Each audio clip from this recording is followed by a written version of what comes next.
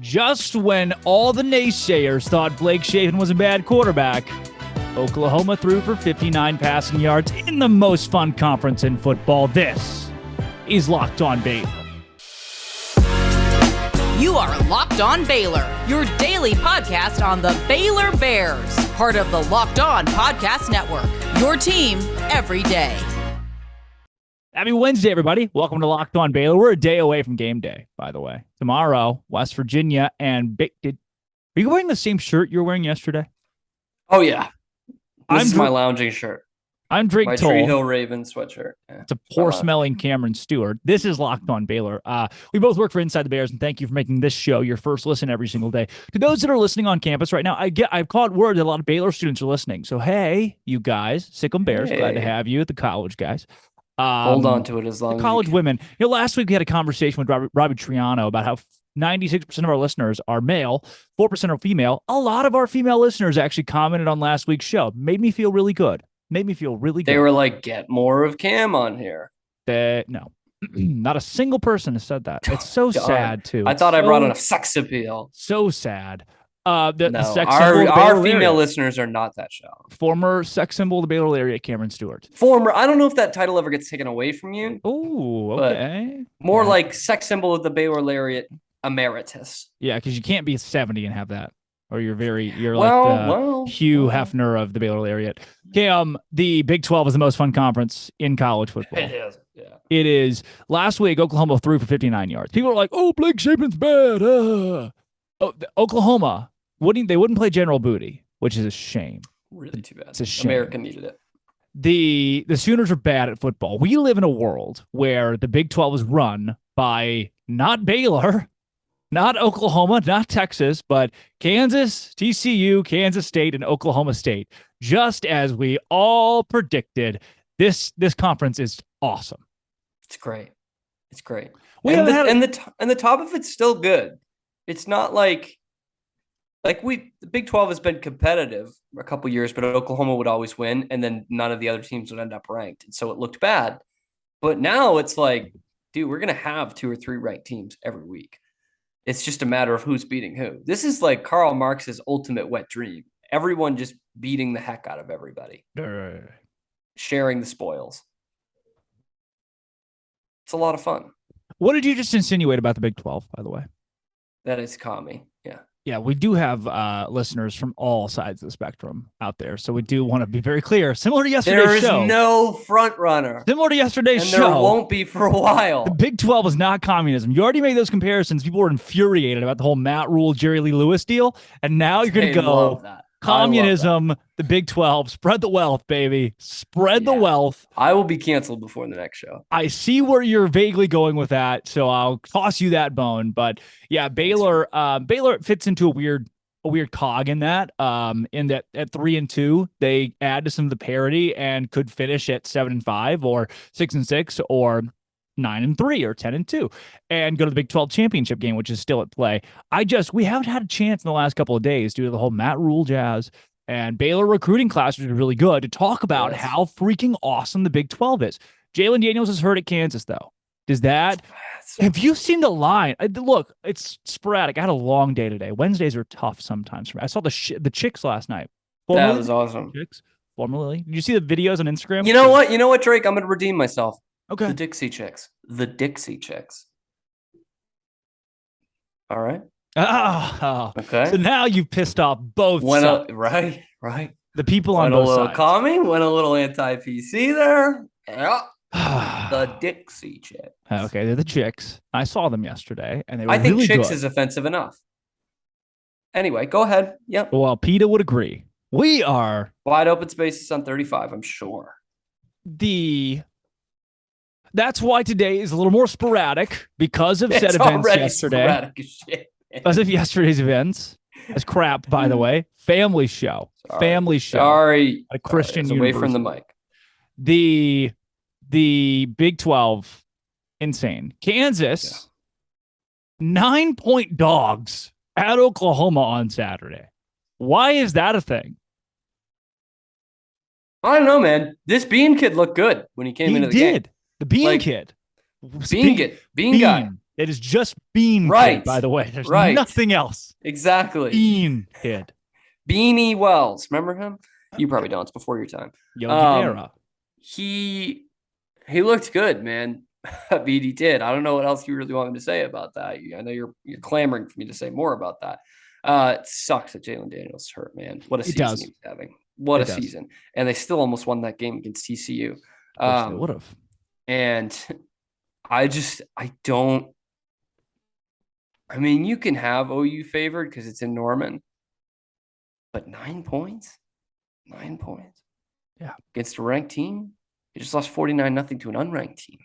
True. And there's a pretty good chance they still don't have their quarterback, by the way. Yes. So I'm not understanding this. I'm not understanding the 9 point spread there. No, are you? I'm not, because Oklahoma is very, very clear they don't have a backup quarterback, nor do they want one. Right. Or do they even want to try? Like, they were like, Dylan Gabriel went out? Ha. Oh, man, darn. We're just not going to have a quarterback then. Fine. If that's how you want to play this. Jeff Lebby, the mastermind that he is. I said when Jeff Lebby went to OU, this is bad. It's just not going to be that good of a hire. I said it on an OU radio station. That's a take, man. I didn't think so. But there were some Baylor Twitter people who came after me and were like, no, Jeff Lebby's good. And I was like, why do Baylor fans? It happened with Matt Rule yesterday. They gatekeep these people that you don't have to still be nice to them. We don't have to think good things because they were a Bear once upon a time. And so Jeff Lebby gave up. Major Booty is right there. Right. General Booty. General. Sorry. Major would be better. I was at a Chicks concert last night. Yes. Yeah. Where there was. Come on. Booty. It was for my girlfriend's 22nd birthday too. So no Major Booty, just general. Just in general, Booty there. General. Yeah. They wouldn't play the kid. And I don't get it. Oklahoma has folded for the rest of their season. They don't want to be good. They just want to go to the SEC, have a little mulligan, say goodbye, au revoir. Iowa State and Texas this week. Oklahoma State, TCU, Baylor, West Virginia. Baylor favored by 3.5. So we're going to get into that in the second segment. I do want to cross, because usually we start with Baylor. Today, I just feel like going across the Big 12 because there's some good games. Iowa State at Texas. Texas is favored by 17 points. 17 points. Their defense is really good. Iowa State's offense is really bad. So I thought that might happen. What do you do about that? This could be like banging your head against the wall kind of game. Because I think the Iowa State defense is good. And look, take as much as I'd love to jump on the Longhorns, take nothing away from the 49-0 victory. I don't know how much of that game you watched. I watched a good deal of the first 3 quarters or so. They were killing OU, and they really didn't open up the playbook. I mean, Ewers had like 1 or 2 tough throws. I think he completed them, or I should say 1 or 2 tough completions. So I'll give him that. I think he's a good quarterback, but I don't know that he's 100% yet. And so this could be like a not 10-9 bang your head against the wall kind of game like Iowa State just played. 12-9. But it could be like a 17-13 or something like that. Like, it just kind of frustrating to watch. Yeah, so you think Texas covers by virtue of a low-scoring game? Yeah, and that's kind of part of the greater point here of that was a 17-point favorite, but could be a good game because the Big 12 is that good. And OU is genuinely the second worst team in the conference right now. Who's the first? West Virginia. I don't know, man. If Baylor none of them are absolutely awful, by the way. I am scared. Genuinely, again, about the West Virginia game. There are people out there. They're like, "Oh, Drake's gonna be a pessimist about this game." No, I'm a realist. Through my pen. I'm a realist that this is going to be a tough game for Baylor to win, and they could actually lose this game. And if they do, the ship is sinking. Yes. If they don't, this year anyway. Good. Right. This is not a fire Dave Aranda or Jeff Grimes or anybody train. Yeah. The last game in the Big 12 schedule on Saturday before we get to Baylor and West Virginia, Oklahoma State, number 8 in the country, at number 13 TCU. I think the Cowboys win by 14. And that's interesting, man. TCU is favored by 4. No. That's interesting. What do you think? TCU's defense is actually pretty solid. Their secondary's good. Until Kansas shredded them in the They're second okay. half. I mean, Clean kid. I think this could be not quite good old-fashioned, but this is going to look like a old Big 12 game. I think both these teams scored 30-plus in this game. Great call. I do pick Oklahoma State to win. The over-under is 69. Nice. That's great. But I don't think 14's a lot. 14's a lot. I don't think they win by that much. So this is what you got to do, by the way. Just a quick aside. I don't trust TCU. Don't trust TCU. Continue. Quick aside. So if you keep winning and go into the top 15, that's how you avoid 11 a.m. games. Yeah. Well, at this point in the Big 12, it's almost impossible to avoid 11 a.m. games. There's literally not a single night kickoff on Saturday in the Big 12. There's not a single one. Now, woo! Brett, West Virginia. Get on your pony and get us some TV deals. Baylor, West Virginia is the 11 a.m. of the Thursday games, too, by the way. You get up and work at 5? Oh, hurry up, honey. The Baylor game's almost on. That is what we're pit with on Thursday night. Literally, that's what I'm going to be pit with. Some of us work. It's not good. It's not good. It's the people that are like, I'm night class on Thursday. Sucks to suck. I got a Senate meeting. Senate at 6.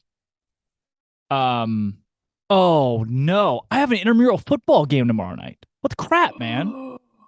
Well, and the game's 6 too. Well, good part, over by 9. What a tease. Over by 9. Go to sleep. No BYU here.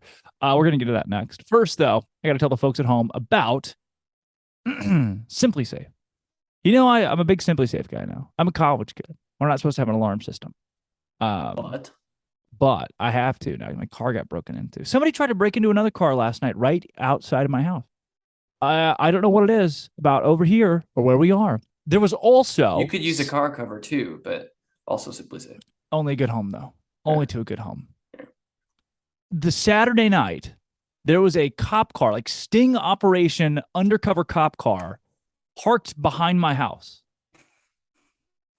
Anonymous tip. Well, yeah, what are you bugging me for here, guy? I'm the one that got broken into. Well, all of us are getting broken into. Maybe that's what they were there for, but it felt fishy. It felt weird. We were doing everything's legal here. Everything's legal at SimpliSafe, and if it's not, they will keep you SimpliSafe. 24/7 professional monitoring, share personal experience where SimpliSafe demonstrates that your home's safety comes first.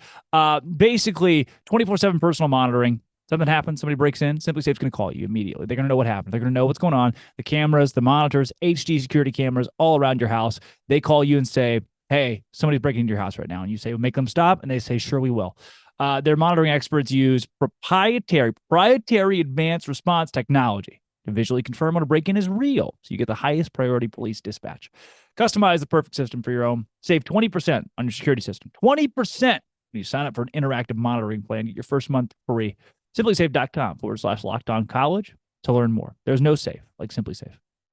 Baylor, West Virginia this week, Camp. We're going to hear from Dave Aranda at the end of the show. What do you think about this game?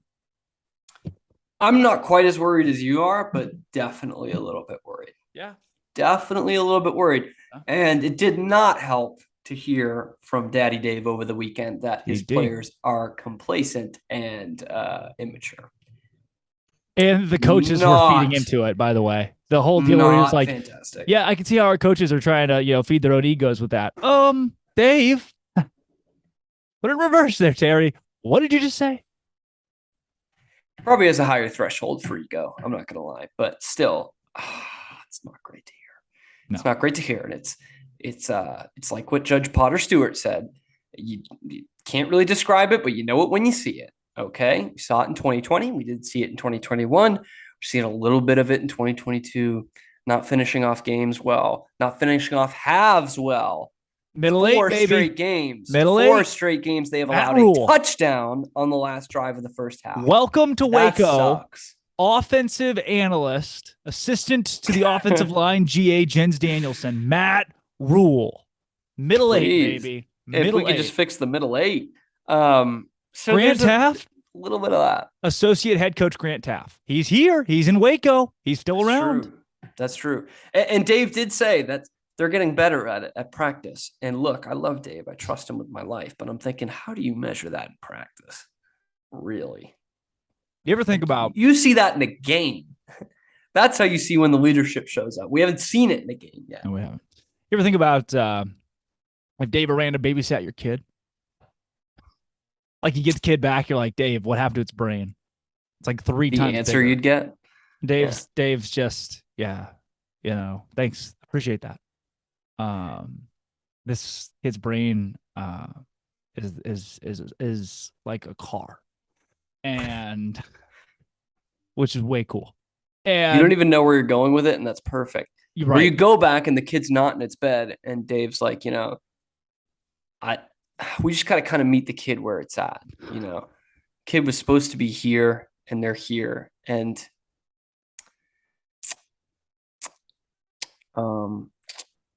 it's kind of that's on us, because we need to think, how can we get them here? Because if you don't get them here, then that's a thing. But if you do get them here and you say the wrong thing, that's another thing. And so we don't want that. And I'm reading with them. There's this book. It's the Berenstain Bears. Old hat, new hat. And sometimes you got to have the old hat. Just fits. Your child would be so intellectual. Dave Aranda babysits your kid. You said you trust him with your life. Made me think, what about Dave Aranda as a babysitter? That movie would be excruciatingly boring, by the way. It would just be Dave Aranda being just the most educationally stimulating person, like, of all time. Him and Mike Leach have very similar speaking patterns. Mike Leach just says off-the-wall stupid stuff. Dave Aranda stuff is like... They both just say what they mean, really. 100%. 100%. Yeah. Dave Aranda could have surgery on me tomorrow, and I'd be like, yeah, I know he knows nothing about surgery. I feel okay. And if I die, well, that's the old hat's gone. Time for a new hat. It's God's plan. Yeah.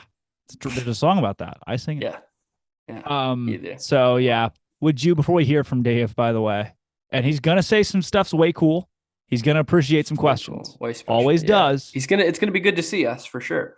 Absolutely. I will make sure that part's in there. Do you we know. Do you think Baylor right now? This is your last chance this week before the game happens to say if you think Baylor is going to beat West Virginia and what your prediction is. I think yes, they do beat West Virginia. Okay. That's fine. I'm going to spare mine. I'm going to spare my analysis for the Pigskin Preacher tomorrow. I think they'll score 30 points and beat West Virginia. Gosh, I hope so.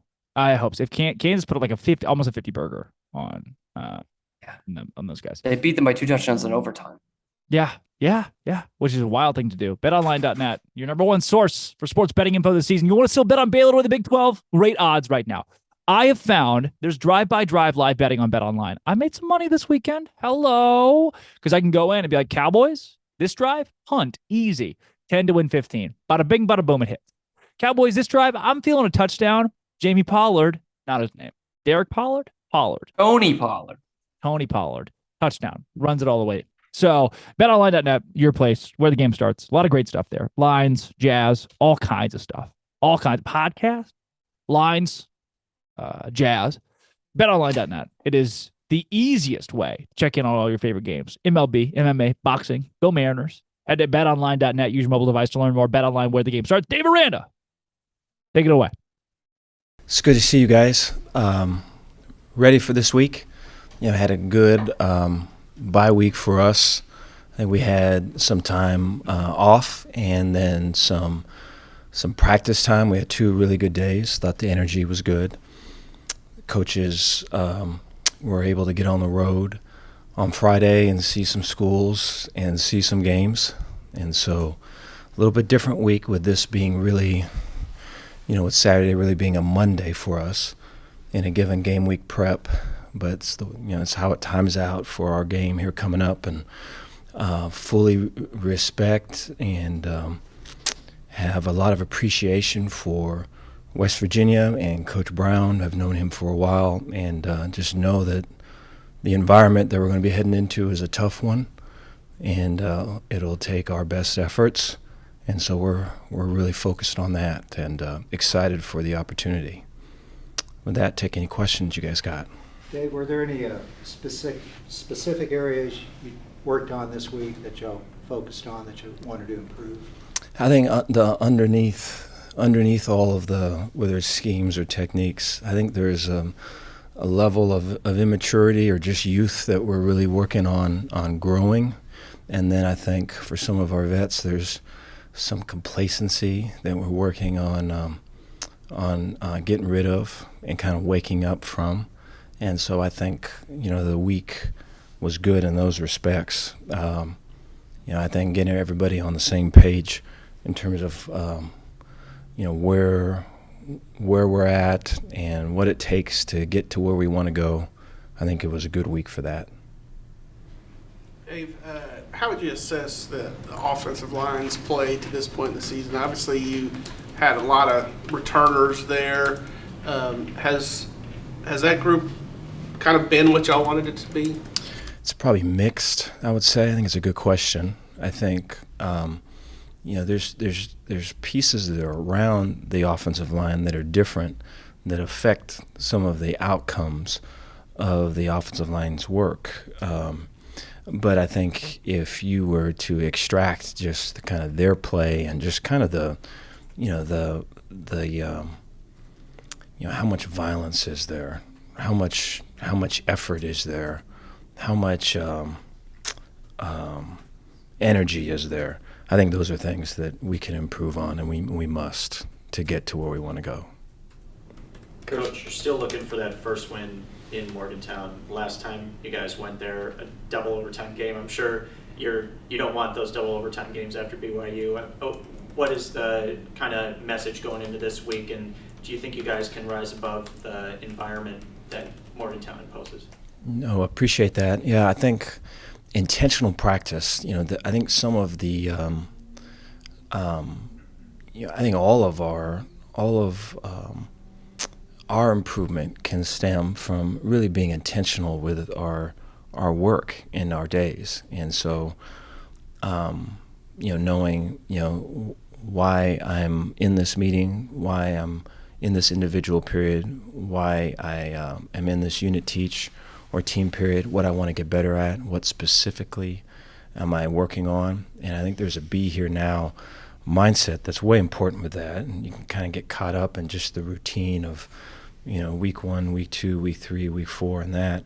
And then you also can get caught up with what just happened last game or what possibly could happen this next game. And so just to stay way focused in the moment, I think, is where, the improvement is at. And so I think it's been a big push by all of us to be way intentional with our time. So I think that's number one. Then 2 would be playing with edge. I think it was already kind of hinted at. The line of scrimmage, I think, can improve, and we have to. The edge is not after the snap, right? It's not before the snap. It's during it's having a really violent start, followed with a real violent finish, and it's from the start of the play to the echo of the whistle. I think our line of scrimmage can improve with a better edge. So we're trying to practice that way. Coach, JT Daniels was a pretty big recruit coming out of high school. What do you feel like he brings to this Mountaineer offense? Really strong arm. Yeah, there's a command that right when you watch the tape, it jumps off the screen at you. The command that he has, there's a poise that he has, and then his arm. He can from one hash, throw a deep out, all the other across the field and all that, and be on the money with it. And so I think it's elite, his arm strength. And, I think the offense is growing around him. There's elements of tempo in there. There's backs that there's a change of pace back. There's a kind of a reliable, tough back. And then they've got a fair amount of receivers that are kind of in and out. So it's a talented offense. And with him at the helm, they're always going to be in it and always a threat to put up a lot of points. Coach, Apu left the last game. Is he going to be available for West Virginia? What's his update status? And also with Tay McWilliams and Khalil Keith. So Apu will be ready to play, and so he's been practicing, these past couple days, and then Tay. It's still, I think, his return is still a couple weeks out. I think he's having a harder time of it than maybe some of our others. And so we're hoping to get him back here soon. It doesn't look like it's going to be for this next one. And then, Khalil? And Khalil's going to practice today. And so he'll be going through individual today. It'll be good to have Khalil back. Dave, going back to last week, seeing a 36 next to an opponent was kind of bizarre in the last year and a half. Mm-hmm. Do you think the defense is hungry to come out for not a shutout performance, but to really bounce back in a strong way? It's a good question. I appreciate that. I think, I feel we have to teach that. Just kind of the basis of your question and kind of what it was getting to. I feel us as coaches, we have to teach that. And so we're trying to do that right now in terms of, hey, this is an expectation. Hey, when it's not met, hey, there should be something you feel in your gut. This is how you use it. Just because you use it in the week doesn't mean that it's given to you on a game day. This is what all of it means. I feel it's up to us to teach that so we can get the answer that I think we all want. Dave, in terms of self-evaluation, even in coaching, do you do that week to week, or was this a good week to kind of look at that and go, we need to do this, that kind of thing? Yeah, no, I appreciate that. I do that, at least I don't know. I feel like I do that. I think it's always better to have other people tell you if you're doing it or not, because I think the blind spots are real. I think for me, the complacency part is hard. It's hard to, I don't know. I think if you were to be a coach and you were to say my team is complacent, it sounds like a way negative thing. And I think despite all the best efforts of all of it, and, I think, probably bigger picture, need to find better efforts. But I think talking about what's real is way important. And I think there's an element of kind of a waking up, like here's the jersey number, here's the play, here's all of it. This is not what it is. I know you're better than this. I know that there's an edge to you. I know all of that, getting that back. And so that's been a big focus. And it's been, as far as when I look at me, I just see that with the staff. And I think this came up the other day. But I think whether it's the youth of the team or it's kind of feeling the complacency and all of it, it's to, as a coach, to use all that and use it. And when we're not hitting the mark either way, or we're not growing the way we think we should, or we're thinking we arrived when we haven't done anything, it's using those moments to teach. And not to weaponize, and to, because I think then you're in a thing and you create another thing. And so I think there's both sides of it, because I think players are going to want to see that, hey, I didn't, here's my perspective. Oh, there's a whole other perspective. Okay. And that whole thing is easier to admit when it's being talked to by someone that you trust and knows that they care about you more as a person than a player. And then, but then I think for the coach, it's like all the anxiety and all the other things. You're not the only one that feels that, dude.